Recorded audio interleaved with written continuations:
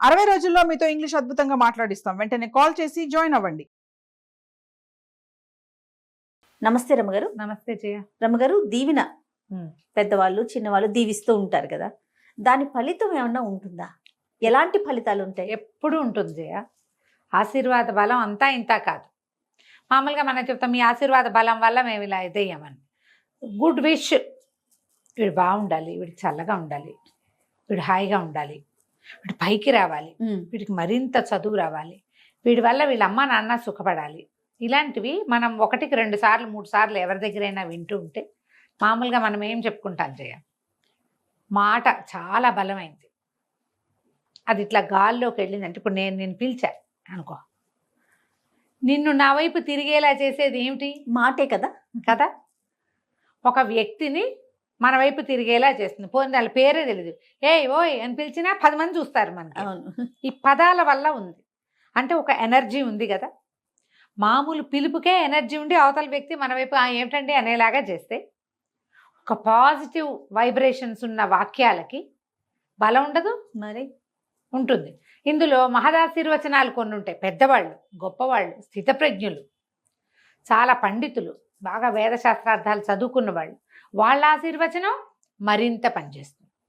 ఇక అక్కడి నుంచి మన అంత పెద్దవాళ్ళు లేరు, అంత మహానుభావులు దొరకల. పెద్దవాళ్ళు మన ఇంట్లో, వాళ్ళకి ఎప్పుడు మనం బాగుపడాలనే ఉంటుంది. అవును, వాళ్ళ వాళ్ళ దీవెన కూడా మంచి ఫలితాన్ని ఇస్తుంది.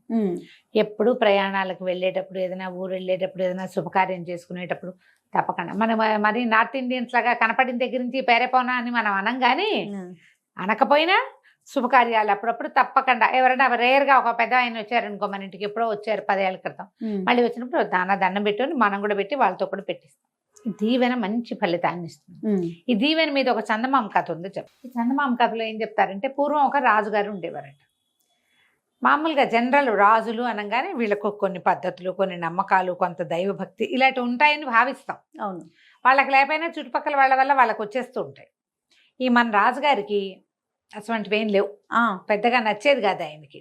పైగా ముహూర్తాలు, మంచి రోజులు అవి చూడడము అవి పెద్దగా నచ్చేది కదా. ఆయనకి ఎప్పుడు తోస్తే అప్పుడు లేచిందే పరుగులాగా పోతూ ఉండేవాడు. కానీ ఆస్థానంలో అంతకుముందు వాళ్ళ నాన్నగారు ఉండగా ఆస్థాన జ్యోతిష్కుడు ఒక ఆయన, ఆస్థాన పండితుడు ఒక ఆయన, ఆస్థాన పురోహితుడు ఒక ఆయన, ఉద్యోగాలు ఉన్నాయి, వాళ్ళు ఉంటూ ఉండేవాళ్ళు. ఈ ఆస్థాన పురోహితుడు ఈయనకి చిన్నప్పటి నుంచి ఫ్రెండ్షిప్ ఉంది. ఆయన ఎక్కడికైనా వెళ్ళేటప్పుడు తీసుకెళ్లే గుంపులో పురోహితుడిని కూడా తీసుకుపోయేవాడు, అదే జ్యోతిష్యుడిని కూడా తీసుకుపోయేవాడు. కానీ అతని మాట ఏది వినేవాడు కాదు. శకునం బాగులేదు వద్దంటే, నువ్వు అట్లా అన్నా కాబట్టి నేను ఇప్పుడే వెళ్తా, అట్లా మొండికెత్తేవాడు. నమ్మకాలు లేవు. అయితే ఒకసారి శాస్త్రి, ఆ జ్యోతిష్యుడి పేరు, ఆ శాస్త్రుల గారిని కూడా వేసుకుని వీళ్ళు ఒక చోటకి పోయారు. ఒక అడవిలోకి వెళ్ళారు, ఒక వేట లాంటిది.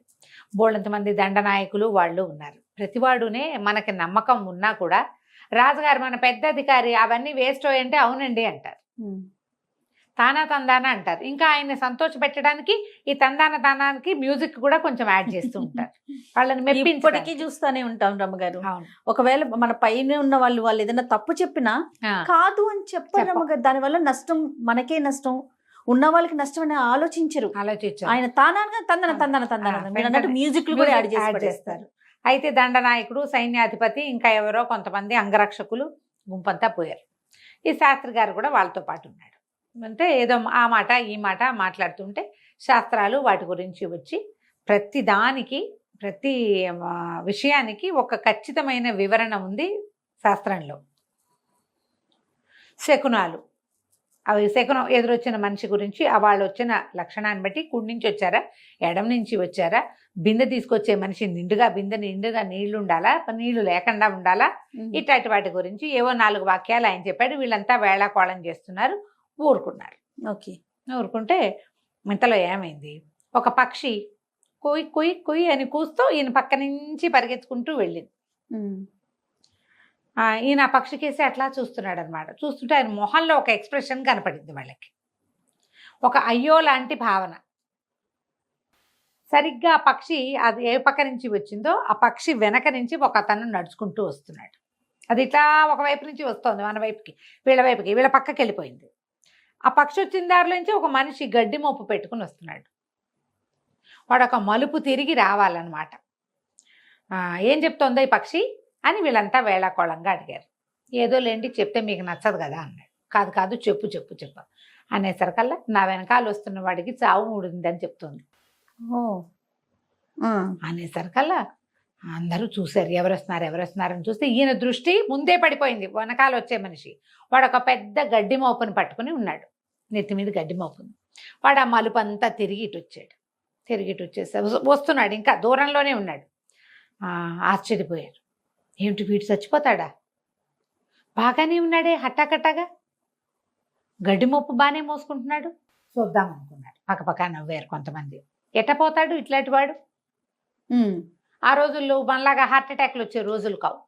అదేలేండి. ఒకటి ప్రమాదం జరగాలి, లేదా మీద పడాలి, లేదా ఆరోగ్య సమస్య రావాలి. వీడికి ఆరోగ్యము లేదు, ఆరోగ్య సమస్య వచ్చే అవకాశం లేదు. మనిషి చూస్తే దృఢంగా ఉన్నాడు, కొంచెం నడి వయసు వాడు, 50 ఏళ్ళు కూడా లేవు బడికి.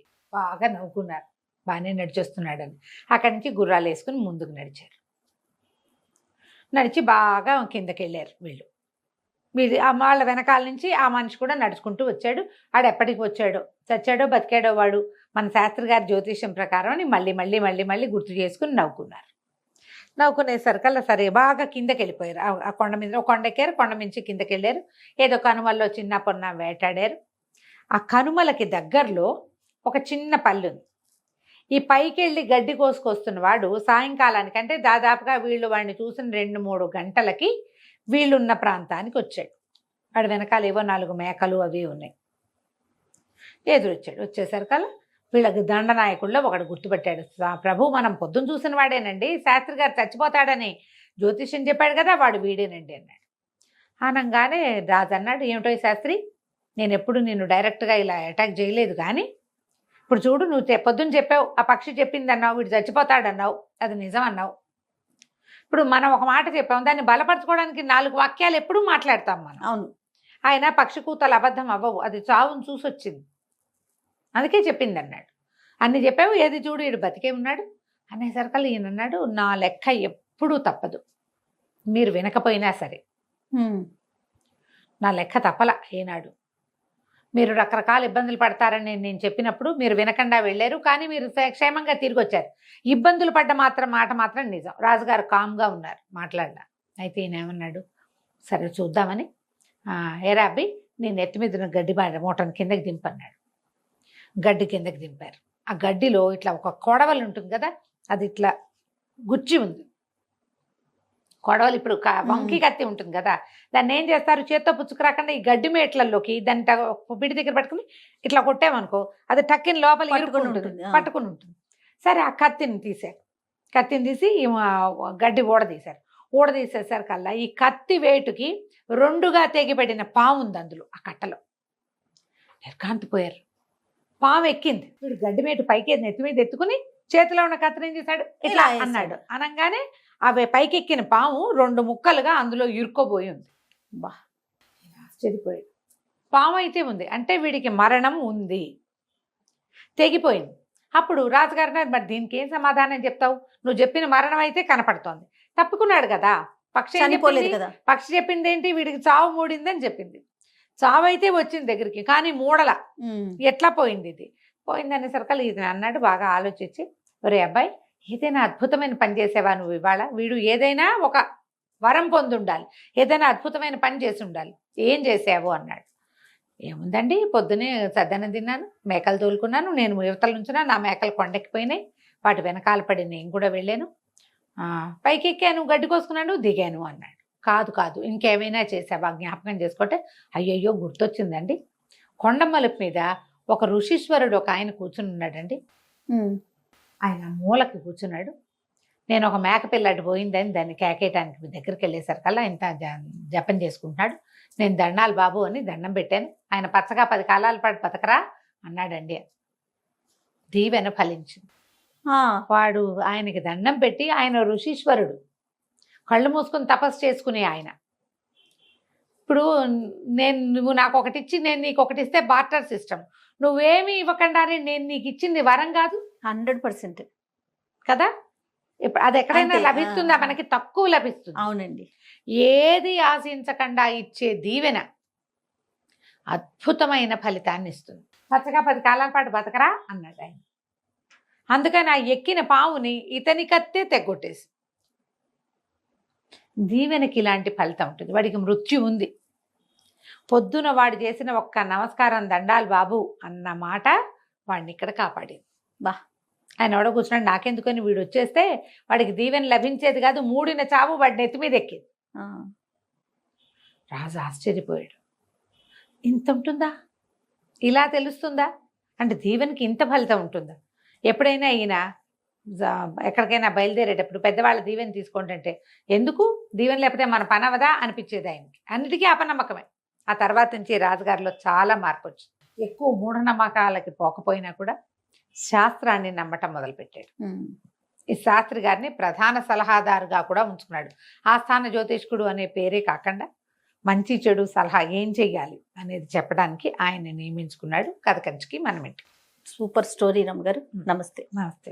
సుమన్ టీవీలో మీ పర్సనల్ అండ్ బిజినెస్ ప్రమోషన్స్ కోసం కింది నెంబర్కి కాంటాక్ట్ చేయండి.